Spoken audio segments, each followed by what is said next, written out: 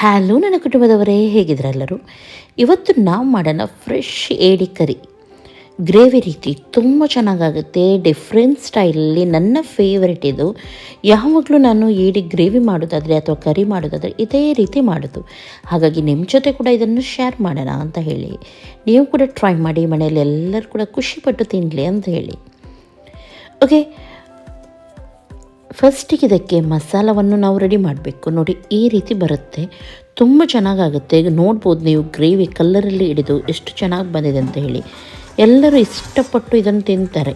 ಕೇವಲ ರೈಸಿಗೆ ಮಾತ್ರ ಅಲ್ಲ, ನಿಮಗೆ ಚಪಾತಿ, ಇಡ್ಲಿ, ದೋಸೆ ಎಲ್ಲದಕ್ಕೂ ಕೂಡ ಈ ಗ್ರೇವಿ ತುಂಬ ಚೆನ್ನಾಗಾಗುತ್ತೆ. ಒಳ್ಳೆ ಕಾಂಬಿನೇಷನ್ ಅಂತ ಹೇಳ್ಬೋದು. ಹಾಗಾಗಿ ಇವತ್ತು ಇದನ್ನು ಹೇಗೆ ಮಾಡೋದಂತ ಹೇಳಿ ನೋಡ್ಕೊಳ್ಳೋಣ. ಅದಕ್ಕಿಂತ ಮೊದಲು ನಾನಿಲ್ಲಿ ಏಡಿ ಕ್ಲೀನ್ ಮಾಡ್ತಾ ಇದ್ದೀನಿ. ಸುಮಾರು ಜನ ಕೇಳ್ತಾಯಿದ್ರು ಏಡಿ ಕ್ಲೀನ್ ಮಾಡುವಾಗ ಕೂಡ ವಿಡಿಯೋ ಮಾಡಿ ಅಂತ ಹೇಳಿ. ಹಾಗಾಗಿ ನಾನು ತೋರಿಸ್ತಾ ಇದ್ದೀನಿ. ತುಂಬ ಸಿಂಪಲಾಗೂ ಈಸಿ ಏಡಿ ಕ್ಲೀನ್ ಮಾಡೋದು. ಫಸ್ಟಿಗೆ ನೋಡಿ, ಇದರ ಹೊರಗಡೆ ಕವರನ್ನು ತೆಗಿಲಿಕ್ಕಿರುತ್ತೆ. ನಾವು ಇದನ್ನು ಈ ರೀತಿ ತೆಗೆದರೆ ಆಯಿತು, ರಿಮೂವ್ ಮಾಡಬೇಕು ಕರೆಕ್ಟಾಗಿ. ನೋಡಿ ಹೀಗೆ. ಹಾಗೂ ಇಲ್ಲಿ ಸೈಡಲ್ಲೆಲ್ಲ ಉಂಟು ನೋಡಿ, ಅದನ್ನೆಲ್ಲ ನಾವು ಕ್ಲೀನ್ ಮಾಡಬೇಕಾಗತ್ತೆ. ಅಲ್ಲಿ ಎಲ್ಲೋ ಕಾಣ್ತಾ ಉಂಟು ನೋಡಿ, ಅದು ಏಡಿ ಮೊಟ್ಟೆ. ಅದನ್ನು ನೀವು ಸಪ್ರೇಟಾಗಿ ಮೆಲ್ಲನೆ ತೆಗೆದು ನೀವು ಸಾರಿಗೆನೇ ಹಾಕಿ, ತುಂಬ ರುಚಿ ಬರುತ್ತೆ ಅದು. ಓಕೆ, ನೋಡಿ ಈ ರೀತಿ ಇದರ ಸೈಡಿಂದ ಎಲ್ಲ ನಾವು ಕ್ಲೀನ್ ಮಾಡಬೇಕು. ಮೊದಲು ಕರೆಕ್ಟಾಗಿ ಕ್ಲೀನ್ ಮಾಡಿ ಇದನ್ನು ಒಳ್ಳೆ ರೀತಿ ತೊಳಿಬೇಕು.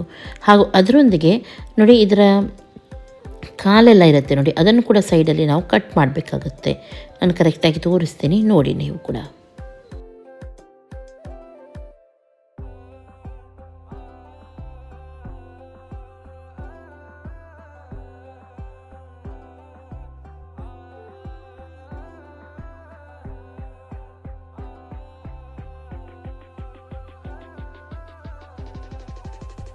ಹಾಗೂ ಮಧ್ಯದಲ್ಲಿ ಕೂಡ ನಾನು ಇದನ್ನು ಕಟ್ ಮಾಡ್ತಾ ಇದ್ದೀನಿ. ಫಸ್ಟಿಗೆ ಚೆನ್ನಾಗಿ ತೊಳೆದು ಆಮೇಲೆ ಮಧ್ಯದಲ್ಲಿ ನೀವು ಕಟ್ ಮಾಡಿ, ಆವಾಗ ಜಾಸ್ತಿ ಅದರ ಫ್ಲೇವರ್ ಹೊರಗಡೆ ಹೋಗಲ್ಲ ನೀರಿನಲ್ಲಿ. ಓಕೆ, ಕಾಲನ್ನೆಲ್ಲ ಬೇಕಿದ್ರೆ ನೀವು ಮೊದಲೇ ಕಟ್ ಮಾಡ್ಬೋದು. ಈ ರೀತಿ ಕಟ್ ಮಾಡೋದೆಲ್ಲವನ್ನು ಕೂಡ. ಮಸಾಲ ತುಂಬ ಸಿಂಪಲ್ ಇದೆ.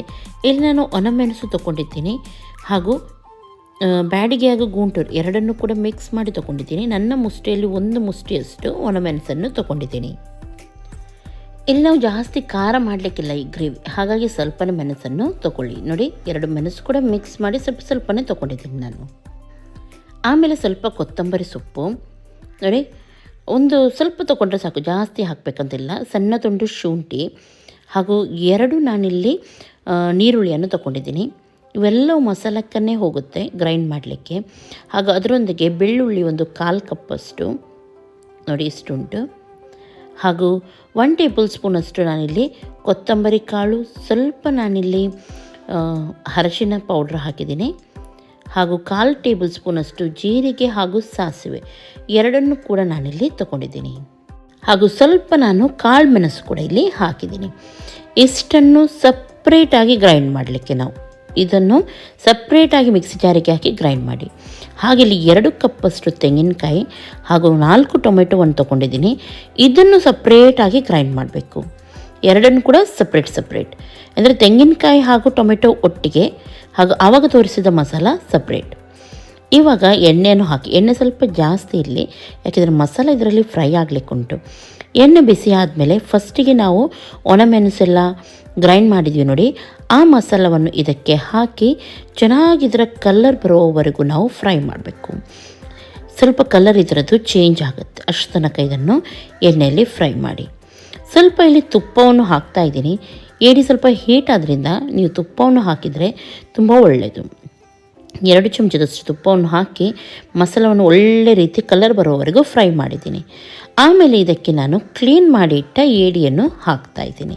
ಹಾಗೂ ರುಚಿಗೆ ತಕ್ಕಷ್ಟು ಉಪ್ಪನ್ನು ಸೇರಿಸಿ ಇದನ್ನು ಸ್ವಲ್ಪ 1-2 ನಿಮಿಷ ಈ ರೀತಿ ಮಿಕ್ಸ್ ಮಾಡಿ, ಆಮೇಲೆ ನೀರನ್ನು ಹಾಕಿ ಚೆನ್ನಾಗಿ ಇದನ್ನು ಕುದಿಸಬೇಕು. ಏಡಿ ತುಂಬ ಹೊತ್ತು ಹಿಡಿಯಲ್ಲ ಬೇಯಲಿಕ್ಕೆ. ಒಂದು 5 ನಿಮಿಷ ಈ ಮಸಾಲದಲ್ಲಿ ಚೆನ್ನಾಗಿ ಕುದಿಸಿದರೆ ಏಡಿ ತಾನಾಗಿಲ್ಲಿ ಬೇಯುತ್ತೆ. ಹಾಗಾಗಿ ನೀರನ್ನು ಸೇರಿಸಿದ್ದೀನಿ. ಕರೆಕ್ಟಾಗಿ ಇದನ್ನು ಮಿಕ್ಸ್ ಮಾಡಿ ಮುಚ್ಚಿಡೋಣ. ಈಗ ಸ್ವಲ್ಪ ಹೊತ್ತಲ್ಲಿ ಏಡಿ ಚೆನ್ನಾಗಿ ಬೆಂದಿದ್ದಲ್ಲಿ ಒಂದು 5 ನಿಮಿಷ ಒಳ್ಳೆ ರೀತಿ ಕುದಿಸಿದ್ದೀನಿ. ಈ ಟೈಮಲ್ಲಿ ಇದಕ್ಕೇನು ಮಾಡಬೇಕು ನಾವು, ಆಮೇಲೆ ಟೊಮೆಟೊ ಹಾಗೂ ತೆಂಗಿನಕಾಯಿದ್ದು ನಾವು ಗ್ರೈಂಡ್ ಮಾಡಿದ್ವಿ ನೋಡಿ ಸಪ್ರೇಟಾಗಿ, ಅದನ್ನು ಇದಕ್ಕೆ ಸೇರಿಸಬೇಕು.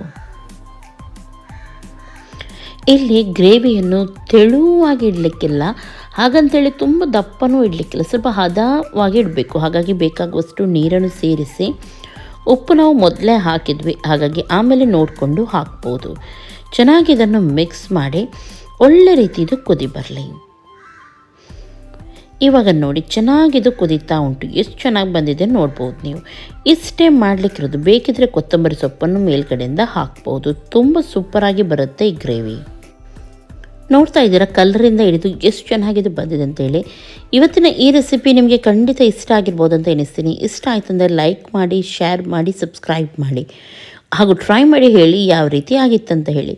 ಇನ್ನು ನಾಳೆ ಸಿಗ್ತೀನಿ ಒಳ್ಳೆ ರೆಸಿಪಿಯೊಂದಿಗೆ. ಅಷ್ಟರವರೆಗೂ ನಿಮಗೆಲ್ಲರಿಗೂ ಟೇಕ್ ಕೇರ್, ಬಾಯ್ ಬಾಯ್.